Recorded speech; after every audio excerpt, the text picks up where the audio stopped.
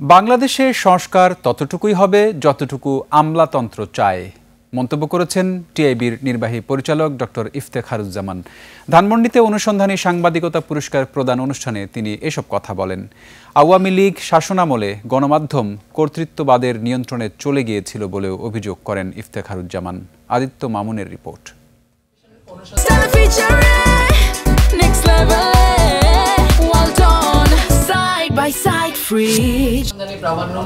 ধানমন্ডির মাইডাস সেন্টারে অনুসন্ধানী সাংবাদিকতা বিষয়ক প্রতিবেদনের ভিত্তিতে টিআইবির এই আয়োজন। যোগ দেন গণমাধ্যম সংশ্লিষ্টরা।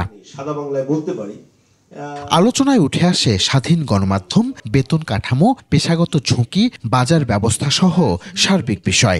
অধিকাংশ টেলিভিশন চ্যানেলের কথাই যদি আমি বলি, অপসাংবাদিকতার কারণে কেবল নগরে নয়, প্রান্তিক জনপদেও গণমাধ্যমের ভূমিকা সীমাবদ্ধ হচ্ছে বলে মনে করেন আলোচকরা। অনুসন্ধানী সাংবাদিকতা করতে যাবেন, হোঁচট অবশ্যই খাবেন, ওরাই প্রতিবন্ধকতা সৃষ্টি করবে।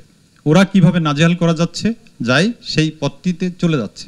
আইনি সুরক্ষা না পেলে মত প্রকাশের ক্ষেত্র আরও সীমিত হবে। সেক্ষেত্রে আন্তর্জাতিক মানদণ্ড অনুযায়ী দেশীয় গণমাধ্যমকে সমৃদ্ধ করার তাগিদ দেন বক্তারা। রেভিনিউ মার্কেটটা কি, কতগুলো টেলিভিশন টিকতে পারবে, কতগুলো সংবাদপত্র টিকতে পারবে, কি পরিমাণে জরিপ আসছে, এটা কোন দিকে যাচ্ছে, বিজ্ঞাপন কেবলমাত্র সরকারি বিজ্ঞাপন থাকবে কিনা, অন্য বিজ্ঞাপনের অবস্থাটা কি, বিদেশি বিনিয়োগ হবে কিনা, ইত্যাদি ইত্যাদি।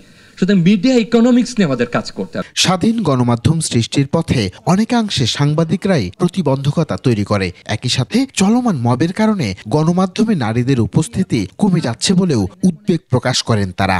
যে নতুন নারীরা সাংবাদিকতায় আসতে আগ্রহী ছিলেন, তাদের অনেকেই সাংবাদিকতায় আসতে আর আগ্রহী না, অন্য পেশার দিকে যাচ্ছেন। আমরা সেই মানদণ্ডটাও তৈরি করতে পারিনি, জনগণের আস্থার জায়গাটা তৈরি করতে সাংবাদিকতার যে জায়গাগুলোতে আমাদের টাচ করা দরকার সেই জায়গাগুলো আমরা ফুলফিল করতে পারিনি। গণমাধ্যম সংস্কার প্রস্তাবনার অধিকাংশই অন্তর্বর্তী সরকারের পক্ষে বাস্তবায়ন সম্ভব নয় বলে উল্লেখ করেন ইফতেখারুজ্জামান। আমলাতন্ত্রকে সংস্কারের পথে সবচেয়ে বড় অন্তরায় বলেও মন্তব্য করেন তিনি। গণমাধ্যম সংস্কার কমিশনের প্রতিবেদন ধুলা কালেকশন করা শুরু হয়ে গেছে এবং আমাদের মধ্যে হতাশা তৈরি হয়ে গেছে খুবই যৌক্তিকভাবে।